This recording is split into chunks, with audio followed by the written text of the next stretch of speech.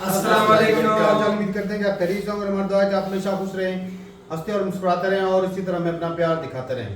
मैं मोहम्मद। मैं हूं तारिक। मैं मोहम्मद यूसुफ। मैं उमैर इम्तियाज। आज हम इस वीडियो पे रिएक्शन देने जा रहे हैं। इस वीडियो का टाइटल है Yunus shots as Bangladesh border पर एस कोल अंडर द देख यूनुस की टांगे फटी आंखें। तो देखते हैं जी वीडियो और अपना रिव्यू कर देंगे। कॉर्नर करते हैं 3 2 1 वीडियो स्टार्ट। तो बल्कि यहाँ तक भी लोगों ने मशवरा देना शुरू कर दिया कि ये वक्त आ गया है कि भारत बांग्लादेश के खिलाफ एक्शन लेकर चिटागोंग पे ही कब्जा कर ले। वहां राफेल जैसे लड़ाकू विमान, ब्रह्मोस जैसी सुपरसोनिक मिसाइल, आकाश जैसी हवा में दुश्मन को चकमा देने वाली डिफेंस सिस्टम और S-400 जैसे महाबली तैनात कर दिए। ये किस तरह इन्होंने कह दिया कि वो गार्डियन, हालांकि हमारी जो बे ऑफ बंगाल अगर आप देखिए तो हमारी कोस्ट लाइन ज़्यादा बड़ी है हमारी भारत की, और अगर हम चाहें अब बांग्लादेश तो ऑलमोस्ट 90%, अगर आप मैप पे देखिए 90% भारत के साथ घिरा हुआ है। बांग्लादेश का दूसरा जो एक कोना है वो छोटा सा, वो म्यांमार के साथ लगता है। मोस्टली भारत ही उसकी, वो भारत की बकायदा झोली में बैठा हुआ है। लेकिन दोस्तों, इन दोनों देशों ने कभी सोचा तक नहीं होगा कि भारत उनके इलाज के लिए कुछ ऐसा इंतजाम कर चुका है जिसकी उन्होंने उम्मीद तक नहीं की होगी। अफगान क्रिकेट शायकीन की एक बार फिर पाकिस्तानी क्रिकेटर्स से बदज़बानी। अफगान शायकीन ने तीसरे वनडे में कौमी क्रिकेटर्स बारे नाज़ेबा अल्फाज अदा किए। भिखारी एक एक अरब डॉलर के लिए कटोरे लेके खड़े होते हैं, नाक रगड़ते हैं। ईरान और अफगानिस्तान में डेवलपमेंट्स हुई हैं ब्रिगेडियर साहब। दोनों साइड से जो है पाकिस्तान पे एक तरह का दबाव आ रहा है और उसमें एक इंडिया का बड़ा वाजे एलिमेंट शामिल है। अच्छा, ऊपर से इनकी फर्दर बदकिस्मती, बाय द वे वैसे तो बदकिस्मती जो इस्लामिस्ट वहां पे छा गए यही उस देश की काफी थी। फर्दर बदकिस्मती ये हुई कि प्रेसिडेंट ट्रंप आ गए ऑफिस में।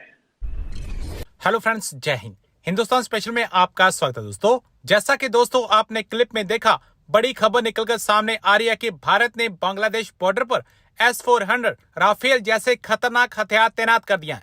इसका कारण यह है कि भारत जब भी चाहे बांग्लादेश पर हमला कर सकता है। अगर बांग्लादेश ने कुछ ऐसा वैसा किया तो भारत एक सेकंड भी नहीं लगाएगा बांग्लादेश पर हमला करने को। दरअसल ये खबर निकलकर सामने आ रही है कि बांग्लादेश के लाल मोनेरहाट जिले में चीन एयरफील्ड तैयार कर सकता है।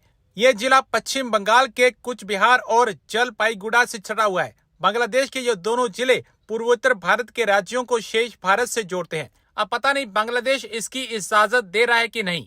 अहम बात यह है कि चिकन्ने का इलाका एक तरफ शेष भारत से पूर्वोत्तर क्षेत्र को जोड़ता है, तो वहीं नेपाल, बांग्लादेश, भूटान और चीन जैसे देशों की सीमा से भी लगता है।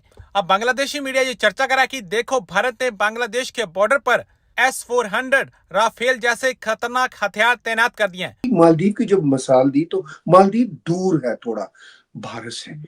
अब बांग्लादेश तो ऑलमोस्ट 90%, अगर आप मैप पे देखिए 90% भारत के साथ घिरा हुआ है। बांग्लादेश का दूसरा जो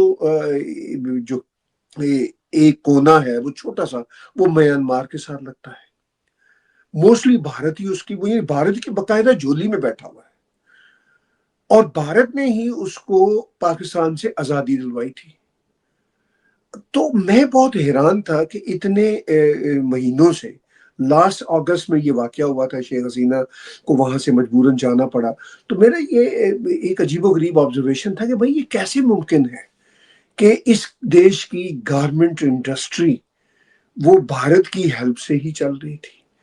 उस देश की यानी बांग्लादेश की इकोनॉमी भी और सिक्योरिटी भी दोनों भारत की हेल्प से चल रही थी। देखिए ना, जैसे हम कनाडा वाले, हमारी जो हमारे बॉर्डर्स हैं वो अमेरिका के साथ जुड़े हुए हैं। प्रेसिडेंट ट्रंप जब हमें कहते हैं कि भाई हम आपकी सुरक्षा करते हैं, हम आपकी हिफाजत करते हैं, तो वो अपने बॉर्डर की अमेरिकन हिफाजत कर रहे हैं, हमारी खुद ब खुद हिफाजत हो रही है। यही मामला भारत और बांग्लादेश का था। और अब वहां पे एक कैसा खौफनाक नैरेटिव बनाया इस्लामिस्टों ने। और ये जो मतलब देखिए, बांग्लादेश में अनफॉर्चुनेटली जो पॉलिटिकल इस्लाम है वो बहुत बढ़ गया था। हमने देखा वहां पे हिजबुल तहरीर वाले, वहां पे जमात इस्लामी वाले, जिनको बैन किया हुआ था शेख हसीना ने, और जिनके को बहुत अच्छे तल्लकात नहीं रहते थे। इवन जो दूसरी है मिस क्या नाम है उनका, मैं उनका नाम भूल रहा हूँ एकदम से मेरे जहन से, खालदा जिया, ठीक है। तो खालदा जिया अगरचे उनके साथ जमात इस्लामी के साथ ऑन एंड ऑफ अलायंस करती रही है अपने इलेक्शन के लिए, लेकिन फिर भी उनके साथ ठीक से नहीं बनती थी। अच्छा, यहाँ पे हम कोई तलवार हिजबुत तहरीर के खिलाफ या जमात इस्लामी के खिलाफ नहीं मैं चलाना चाह रहा। मैं सिर्फ ये चाह रहा हूँ इन इस्लामिस्ट ग्रोहों से कि भाई आप लोग क्या चाहते हैं। हमास से लेके ये जो जमात इस्लामी और मुस्लिम ब्रदरहुड के लोग हैं, जिन सबको by the way Saudi Arab, UAE, इन देशों ने बैन कर रखा हुआ है। अंदाजा कीजिए, जो इस्लाम के गढ़ हैं, जो देश जहां से इस्लाम निकला और जो मॉडर्नाइजेशन के पाथ पे है, बहुत बढ़िया देश है। अब तो उन्होंने बहुत अच्छी पॉलिसियां बना ली। वो पॉलिसियां अनफॉर्चुनेटली बांग्लादेश में मोहम्मद यूनुस जैसा सो कॉल्ड इकोनॉमिस्ट आगे लेके जा रहा था। इतना खौफनाक नैरेटिव।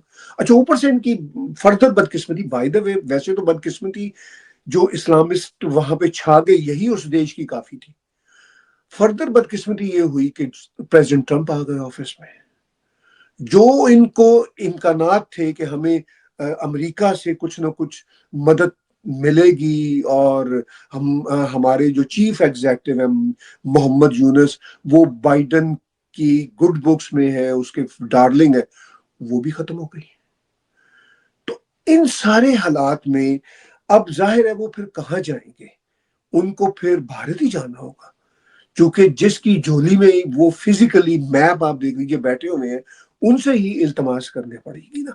मैंने मोहम्मद मोइज़ो की भी आपको मिसाल दी, दोबारा दोहराता हूं कि मोहम्मद मोइज़ो अब बहुत ही अच्छी तरह से भारत आउट का कह के, भारत इन का कह के अब वो बैठे हुए हैं। ये भी मोहम्मद मोइज़ो के रास्ते पे ही चले थे और अब ये हाथ जोड़ रहे हैं।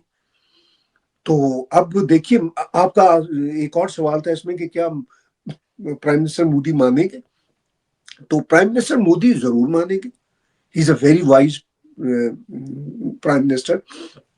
और वो दुनिया में, हमने मोहम्मद मोइज़ो की मिसाल दी कि इतनी बदतमीजी की, लेकिन भारत का जो हिंदू पूरे का पूरा परंपरा है वो ऐसी है कि वो माफ कर देते हैं। ना सिर्फ माफ करते हैं बल्कि वो साथ भी देते हैं। मैं एक और बात जोड़ूंगा, आपने प्राइम मिनिस्टर मोदी का वो पॉडकास्ट देखा होगा, और पाकिस्तान के बारे में जब उन्होंने सवाल किया तो उन्होंने बताया कि मैं तो पूरी दुनिया के साथ अच्छे बर्ताव करता हूं, मगर बदकिस्मती से इस देश के साथ हमने हर अच्छा जेस्चर बरता। खुद मैं गया अनऑफिशियल विजिट पे पाकिस्तान, मैंने नवाज शरीफ को उस वक्त अपनी ओथ टेकिंग सेरेमनी में बुलाया, लेकिन ये क्या करते थे जो अब पुलवामा हो जाता था, वो तो खैर बाद में, उससे पहले उड़ी हो गया, पठानकोट हो गया। ये तो प्राइम मिनिस्टर मोदी के जमाने में वाकया, तो उससे पहले जो कुछ हुआ you and I know very well. और फिर उसके बाद वो जो कहते हैं कि लातों के भूत बातों से नहीं मानते। चलें जी, वीडियो खत्म हो गई भाई, इंटरेस्टिंग थी वीडियो। अब इंडिया ने भाई साहब बांग्लादेश के बॉर्डर पे S-400 और रफेल खड़े कर दिए, तैनात कर दिए। तारक साहब, इसके तेरी बात काट रहे हो, इसमें ना आप यकीन माने, आप मेरी बात यकीन माने, यकीन आ भी जाएगा कुछ दिनों बाद। ये बांग्लादेश जो है ना वो नहीं डर रहा, ये खौफ है इंडिया का अपना। ये चाइना की वजह से जो मोहम्मद यूनुस साहब, एक मिनट मुझे बात कर लेने भाई, ये टांगे कांप रही हिंदुस्तान की आर्मी की, हिंदुस्तान की हुकूमत की। उन्होंने जो X-400 ये जहाज वगैरह लगा दिए ना, एक्स नहीं है भाई। अच्छा भाईजान, वो उन्होंने लगाए हैं, इसीलिए लगा दिए। चाइना की वजह से ये खुद डरे हुए हैं हिंदुस्तानी। कहीं वो चाइना की फोर्स ना आ गई हो या कुछ आगे कदम ने बढ़ा दिया हो, अपने दिफा के लिए कर रहे हैं। बांग्लादेश को तो कोई इनसे खौफ ही नहीं है। तो हम कब कह रहे हैं बांग्लादेश को खौफ है, लेकिन एहतियाती तदाबीर वो कर रहे हैं अपनी सेफ्टी के लिए। करें बिल्कुल, चारों तरफ अपनी बाउंड्री से करें। S-400 चाटने के लिए रखा हुआ है भाई, लगाए हम, हमारी तरफ भी लगाया। जब चाइना खराबियां कर रहा है हमारी तरफ, चाइना की तरफ, बांग्लादेश की तरफ, अफगानिस्तान की तरफ सब लगाए। जिलों में वो आकर वो छेड़छाड़ कर रहा है, तो इनके पास भी तो खबर तो डेवलपमेंट के लिए आया है।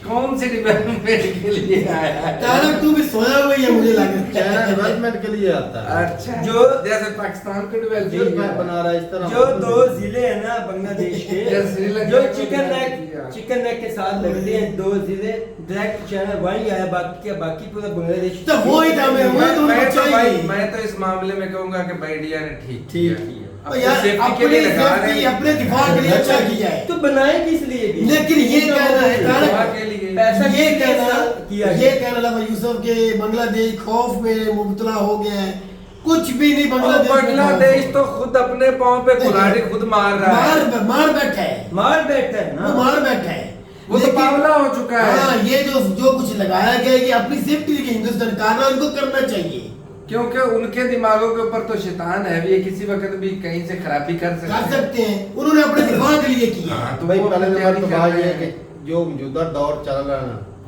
चाइना का टारगेट इंडिया नहीं है कि भाई इंडिया के साथ खराबी करनी, तंगी करनी।